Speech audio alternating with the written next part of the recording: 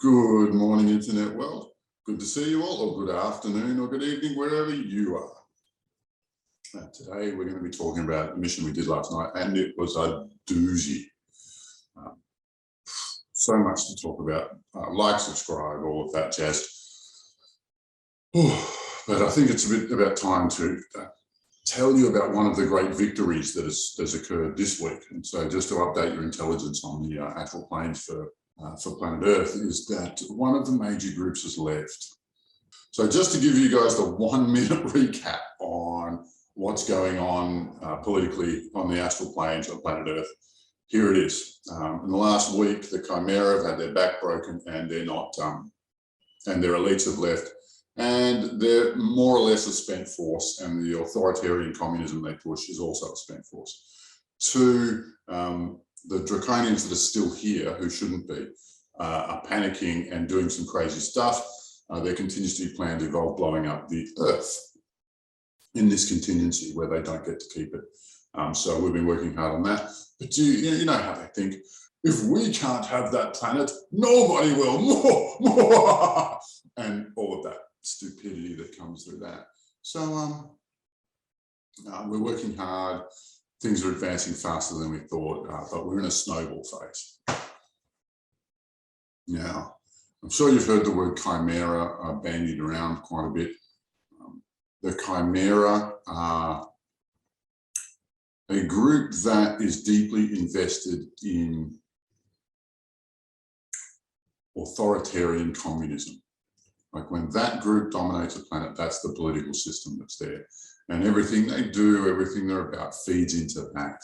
So I don't know if you watched last week's one, but we had we took such a big bite out of them. We crushed some of their key goals and some of their key plans.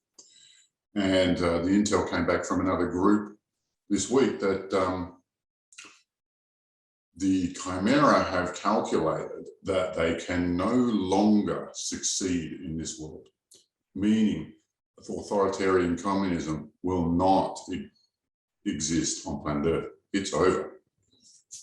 And so in true demonic fashion, the elites have jumped ship.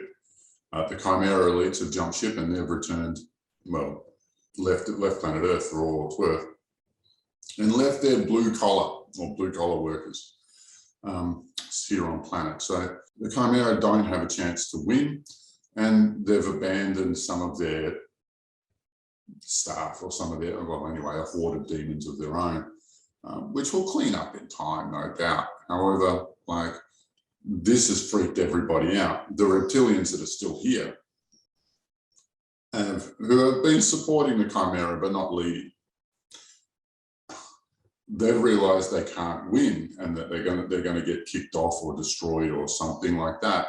And so their goals now are to destroy planet Earth.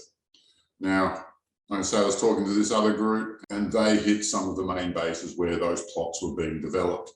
But last night we found yet another plot. So they have a whole list of contingency plans for this, and so we just rebuffed one of them and empowered Gaia along the way.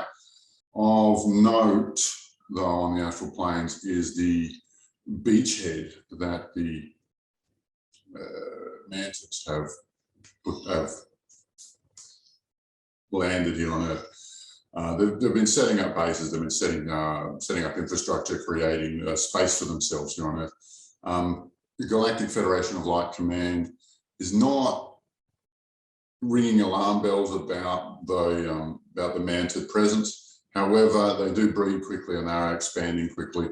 We do odd missions to curtail their expansion, but they don't seem to be the primary issue right now. So it's these reptilian plots to literally block. If they can't have it, nobody will. And all of that dumbness.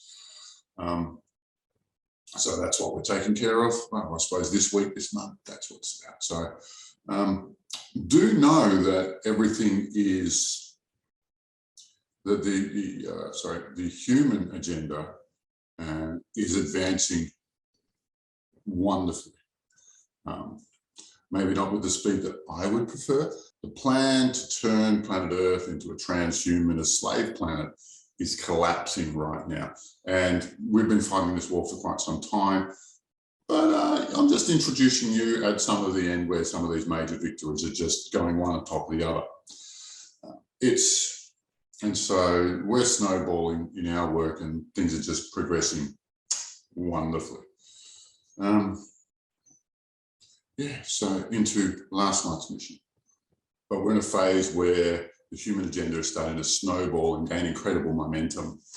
And we might, well, if we keep going the way we're going, we're just going to have our planet back. Planet Earth is going to be for the humans for the first time in as long as anyone can remember. I'm excited anyway. So I'll go into more detail about last night's mission because it's pretty damn interesting.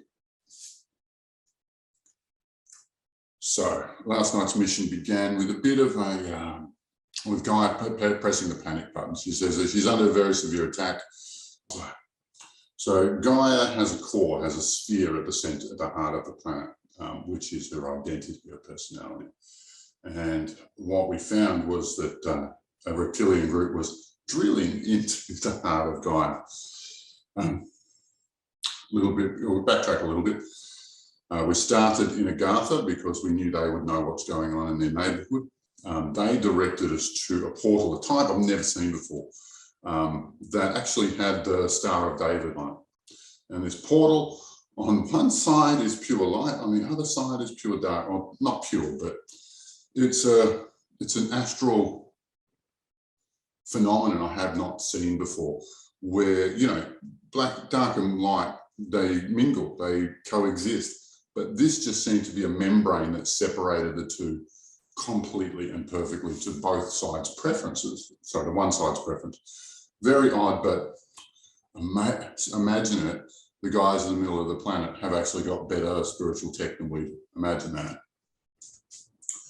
But once we went in there, we found that the very first demonic department and a demonic department head that we captured and destroyed was about broadcasting disinformation, about broadcasting negative emotions. Like they were a broadcasting group, that's who they were.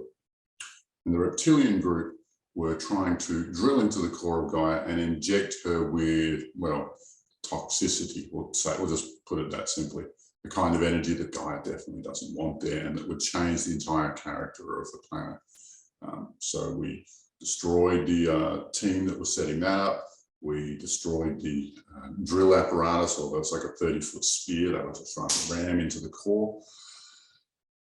We extracted the poison and let Gaia fill that up, but it wasn't, and there was also like a really bizarre little implant, or call it an implant, a little electronic device that they were trying to get into the middle so that it could emit its nonsense into the heart of Gaia. Not okay. And this is one of the ways that they thought would be good to crash planet Earth or to wreck planet Earth. Good on you guys, nice try, but not gonna happen. So we cleared that.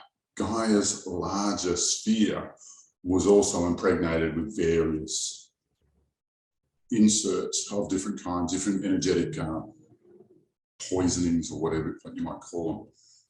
And so over a long, slow process, we started to extract that as much as we could get, which was a decent amount. And each time we plucked a fresh piece out, another major demon would appear because that's where it feeds. It's feeding off the heart of Gaia. We're messing with its pay packet or its income or whatever, its spiritual income or what have you. And so we met this one thing that was literally just a black cube, a brick. And once we started, which is, if you know much about this, the black cubes are apparatus that the dark side used to manipulate human beings. These are key transmission points for their craziness, or for the lunacy that is the 21st century in the modern world. It actually split a little bit of this cube off to create a 20-story gorilla to come up to see what was going on. yeah, we shrunk it down to a manageable size and then captured and submitted that to Galactic Federation of Light courts to be dealt with there, along with the rest of the queue. But it was an interesting phenomenon that I thought I'd share with you, that some of these beings are able to separate at will and have agents or sections of themselves doing different jobs. Not an issue. We also caught up with the rest of its cohort, department, or what have you, its minions. And this is the one, this is the next one is the, I'm so glad we caught up with this guy, because I don't think a human has seen him in several thousand years. Now, he was a reptilian that had, now, reptilians are supposed to have a lifespan of 5,000 years.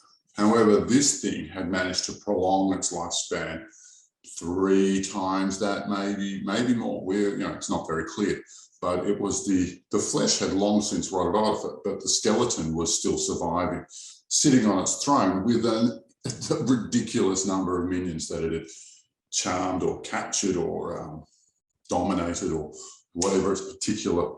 I suppose the methodology changes with each being, but it had created quite a little empire for itself. Even worse, like at the very beginning of its job there, it was considered a wizard for the reptilians, which were very psychic already. So I wonder what that means. But that guy was there to capture energy from the heart of Gaia, to warp and twist the heart of Gaia. And I think it's important to the reptilians being here at all, because by warping the heart of Gaia, he has created an environment that is friendlier to the reptilians than it ever was. But he was there to manage that. And so, straight enough, we crushed him and captured a huge number of his minions. Interestingly, when we captured him in our dimensional trap, about 50 of his lieutenants jumped in after him, just because they don't want to be anywhere without him. His domination was that full and that complete that they would rather commit suicide than be without him. And sort of like an Egyptian pharaoh way. It's kind of bizarre. What was interesting about his throne, because once we captured him, his throne just started to throb with energy. And this is the horror. This is like yet another display of their abuse of humanity. Is once they had captured about 1,500, 2,000 human souls. And what they do with a human soul is they coat it in its particular fear, its greatest fear, or fear.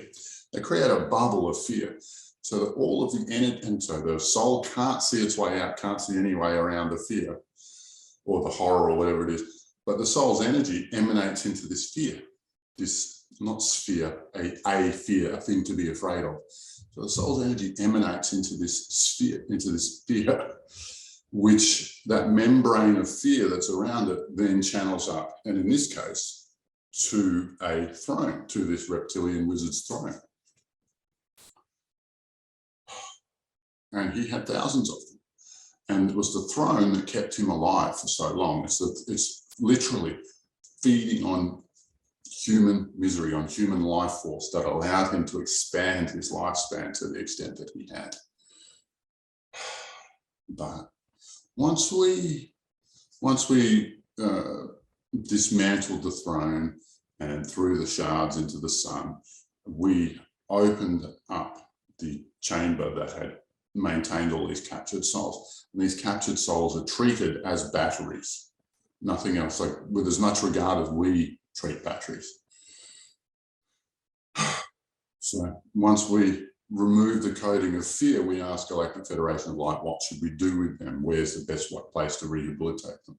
And they immediately opened a portal to the other side of the galaxy. And it was an Eden world. It was an uninhabited paradise. And so and that was amazing. And we funneled them all over there. And a few of them were in more abused than others. Some of them were less functional beings than others. So we did a quick healing sweep so that everybody could stand on their own 2 feet at least. And we trusted that the environment of an Edenic paradise without any darkness would rehabilitate them, which is a fair bet. So it looks like the day's just starting here. And it's getting busy, it's getting noisy. So I wanted to get up super early and give you guys a lowdown where we're at this week. Stay tuned, because as usual, we'll be doing this every week and explaining to you just what's going on in the astral planes.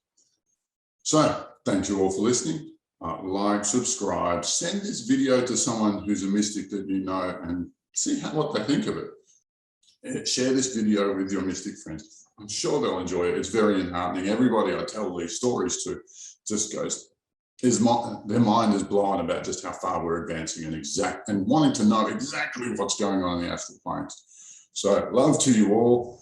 Thanks for listening. Bye for now.